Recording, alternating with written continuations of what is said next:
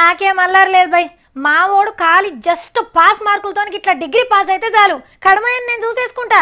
ఓ మనకు చాలా మంది ఎరక, ఎవరినో ఒకళ్ళని పట్టుకొని ఏ నోగతా నిరికిస్తా. ఈయన పైసలు ఖర్చు అయినా మంచిదే, ఆ లైఫ్ సెట్ అయితే నాకు కూడా అల్లరా పోతుంది.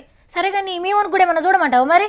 అరే గట్ల మాట్లాడతావేందే, మస్తు మందిని పెట్టించిన మనోని పెట్టియాలన్నా నేను, నువ్వేం ఫికర్ పడకు అని. మొదలైతే డిగ్రీ పాస్ కానీ ఇగో ఇట్లా మాట్లాడతారు కదా చాలా మంది డాడీలు. ఈ సుంటోళ్ళే ఆఖరికి గిసుంటోళ్ళని నమ్ముకున్నది. సర్కార్ కొలువులంటే మార్కెట్లో వస్తువులు కొనుక్కునే అనుకునేటట్టున్నారు. మీకు స్టేట్ గవర్నమెంట్ మిషన్ భగీరథల జాబ్ కావాలనా, సెంటర్ గవర్నమెంట్ ఎన్టీపీసీల కొలువు కావాలనా, అయితే గినను కలిస్తే చాలు. పరీక్షలు ఇంటర్వ్యూలు ఏముండయి, డైరెక్ట్ జాబే. ఇగో అపాయింట్మెంట్ లెటర్లు, గివే ఐడి కార్డులు, నిమిషాల మీద పని.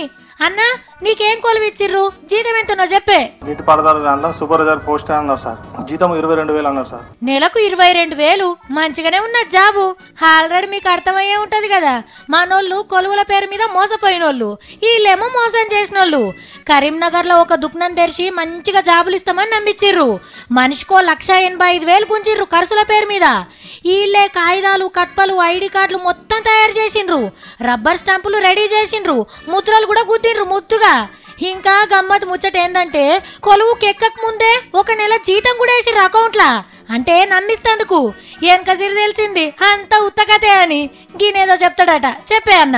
నాతో పాటుగా మా బామ్మర్ది ఉన్నాడు. మా బామ్మర్ది సరే బావ నువ్వు పెడుతున్నా అంటాక నేను ఆయన పెట్టించిన.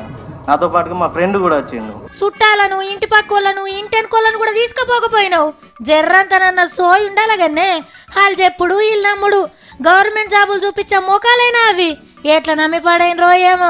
మోసపోయేటోళ్ళున్నంత కాలం మోసం చేసేటోళ్ళు ఉడతనే ఉంటారు. ఇంకా నయం కలెక్టర్ కొలువులు ఇప్పిస్తామనిలే.